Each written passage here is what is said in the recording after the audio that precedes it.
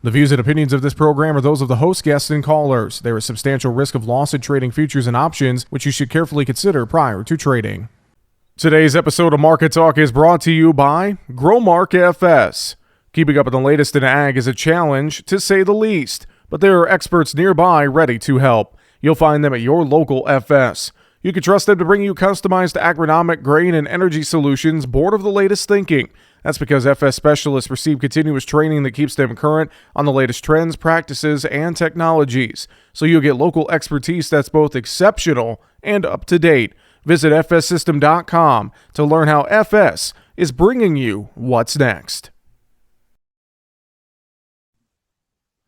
Well, on Friday, USDA released the May World Agricultural Supply and Demand Estimates report, as many folks were anxiously awaiting the numbers from USDA. And oh boy, plenty of numbers to dive into, plenty of surprises, plenty of things to take a look at. Joining us here today on the program to discuss and take a look at how the trade wrapped up for the week, we welcome back to Market Talk our good friend Tommy Grisafi with Advanced Trading, joining us here today. Tommy, great to catch up with you, buddy. And man, oh man, what a day in the markets on Friday. We saw the markets just, we had all the hype, and we definitely lived up to the hype, I think, with that WASDE report release on Friday. Man, oh man, what a trading day. Yeah. The words or the letters USDA scare people. We are so famous for going limit up or limit down on these reports or having big volatile moves. Not to mention everything still happening with Russia, Ukraine, big crop, small crop demand.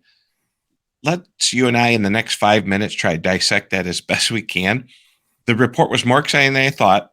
The markets kind of had a negative tone before it, and we immediately sold off on it in the corn, in the beans, and then we rallied out of there and took out the highs for the day in the corn, and wheat just absolutely exploded.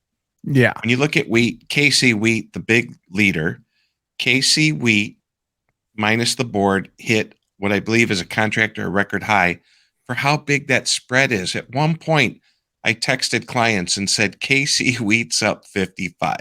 And the board of trade was up like 25, 30. And Minneapolis was struggling up 25 or 30. And we've since changed, come down. Lots of moving parts in the wheat. As best as I can see, when you look at the Ukraine, they're just not producing as many bushels. They're definitely not exporting as many bushels. We all who live in America and watch the weather, we know there's problems in the Midwest, especially the West Midwest, Kansas City, all out there in wheat country. We have big supplies, the most border trade wheat we've had in years, yet the KC crop shrinking. And most of my clients and friends, you know, up in North Dakota, Minnesota, they still haven't planted much spring wheat. So there's a lot to talk about in wheat. Wheat's not just wheat. I think what everyone needs to get from this broadcast is that be very specific in which wheat you're hedging, what you're using. Is it the board? Is it KC? Is it mini? There's a reason all these exchanges made different wheat contracts to meet different needs, and it's extremely volatile right now. It is very, very volatile, Tommy. Let's stay on the wheat train a little bit here just to start. And I look at the production estimate, the all wheat production estimate, the ending stocks, look at the winter wheat production estimate that we got to look at from USDA as well. That came in 1.13 billion bushels, up 2% from 2022. But you made a great point. You really have to understand which wheat market you're looking at, because there's little elements to all three of these, and especially after Friday's report. Man, oh man, there's just a lot to dissect here. But I think the biggest theme for me, U.S. and globally, is going to be this weather situation. The dryness in the central southern plains, the delays in the northern plains you mentioned, problems with Ukraine, dry crop, looking at things like Australia, for instance. There's a lot to take in here on the overall picture for wheat, Tommy. Yeah, and those are going to continue. All those things you mentioned are out of our hands. It's not like you and I could decide, hey, let's do something about the border trade KC spread.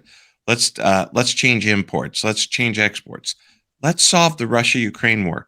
All things out of our hands. And this is where prudent risk management comes in. And of course, crop insurance, if you're having a production problem. The problem is, you've been doing these interviews for years. What would you have been talking about a year ago today? You would have been like, not bad, $12 border trade wheat, $13 this, $11 that. Board of Trade wheat almost has a 5 in front of it. So the market sent a signal to the world to go plant wheat. And I think it tried, but there's also many other competing crops.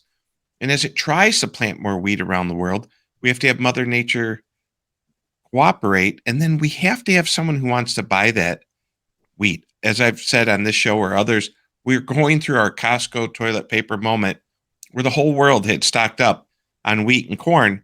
And now, not only maybe they don't need it, they're producing more. It's starting to become a question: can world economies afford to buy our commodities, even though some of them are half off sale, Jess? Yeah, very, very true. I want to talk the corn market. There were some surprising numbers there. I think the overall tone was bearish for corn. It seemed like from what we got on Friday. Yet the export number, the new crop export number, really caught me off guard. USDA raising that number, 325 million bushels. I thought they were going to have to cut exports. I mean, I don't know what USDA is thinking here. Do they think that this potential record crop that we're just going to plant so much corn, we have to raise exports? It's hard to say, and I think this is going to be the number that's going to be debated by a lot of folks here, Tommy. In my career, there's always this 250, 300 million bushel thing that swings around that really moves the market. Now, that initial print of the corn number and corn carryout and yields all were bearish. But when you look at that export number, I don't know if corn rallied from its low to its high because it looked over at wheat and there were algorithms trading saying I can sell KC wheat up 50 and buy corn down 2.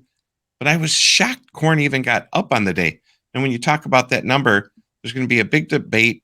Folks like myself, you, analysts, we're going to look at these numbers all weekend and go, are they serious? And then what we're going to do is kick the can down the road and say, well, in June, they'll tell us this. So stay tuned, stand by. More drama and volatility to come. As you definitely put that correctly, more drama, volatility to come. And the other thing too that I noticed in the corn market ties in with the cattle market, the feed numbers that we saw there. I mean, we got a shrinking cattle herd. It's going to take us time to rebuild it. The feed numbers were a bit interesting to take a look at as well when you drill down into the report, Tommy. Right. Now, I didn't see that, but what I did see was the feeder market explode and the Yeah. cattle market explode. So I didn't see that exact number you're talking about, but that would make sense why the cattle had such a great day. And I saw some friends who on Twitter joking around about there's just no mama cows. And that's probably what they're talking about is that exact number you're leading into.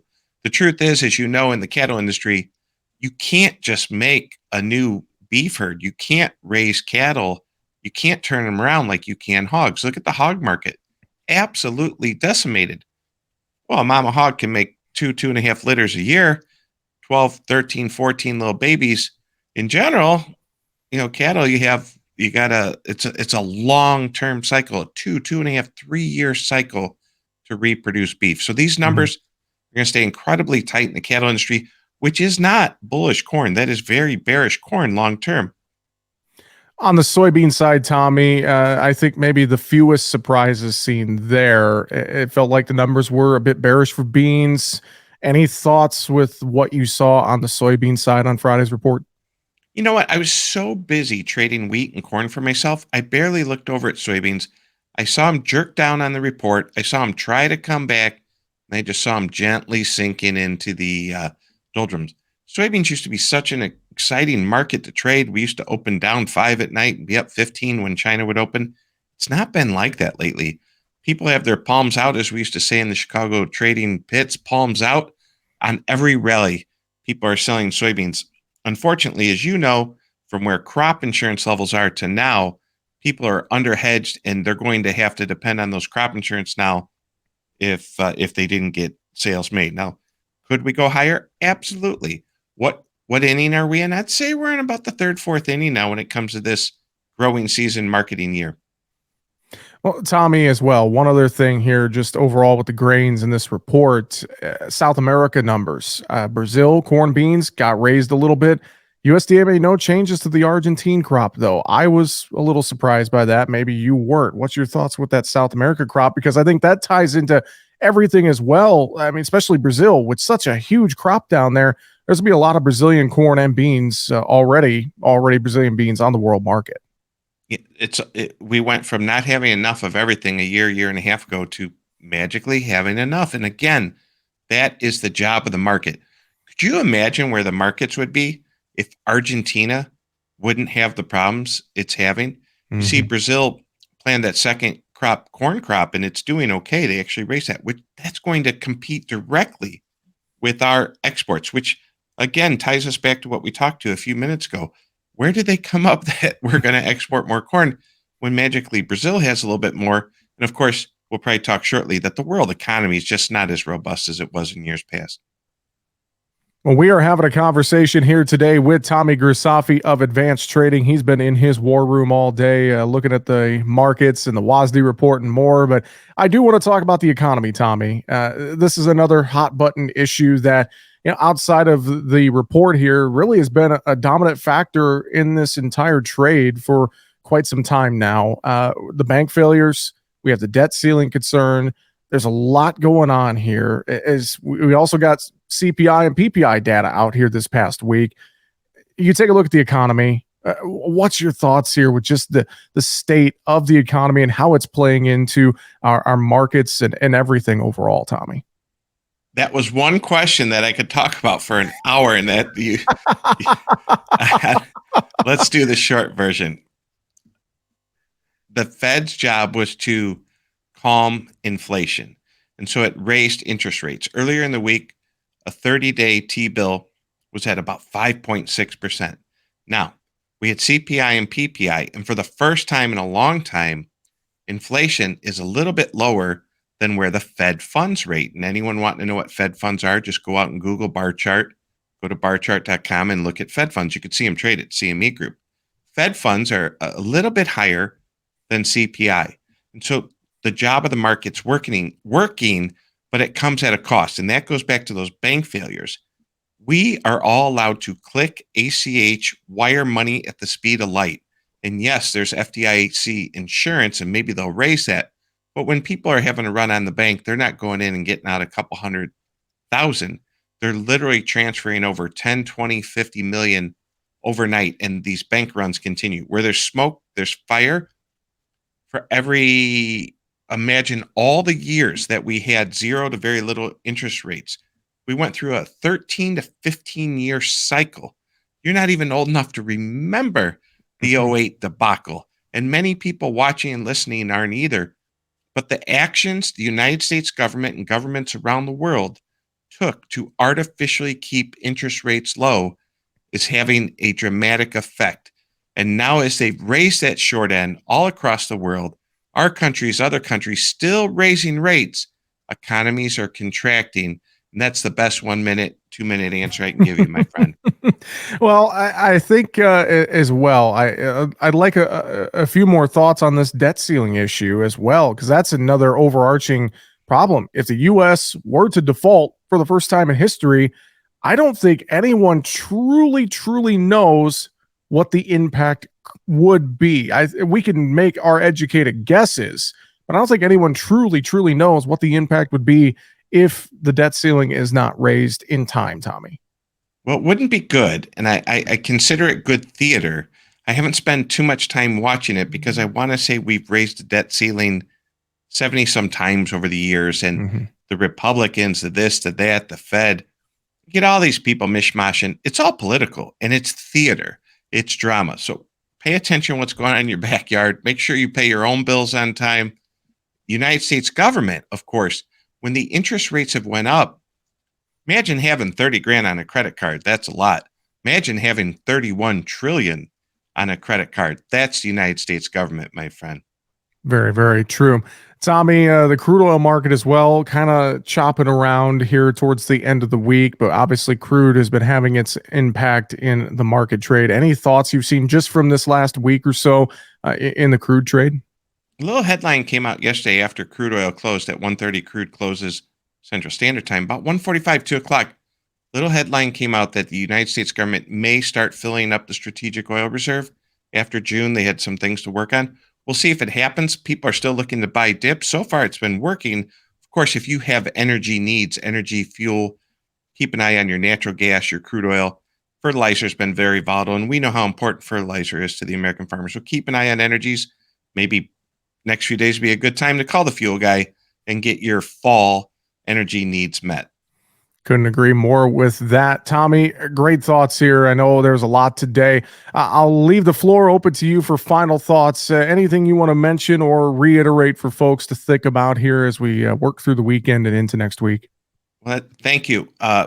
Looking at corn futures, D's 23, 24, 25, 26, they are all, the first two are in the lower fives. The next two are below five now and have a four in front of it.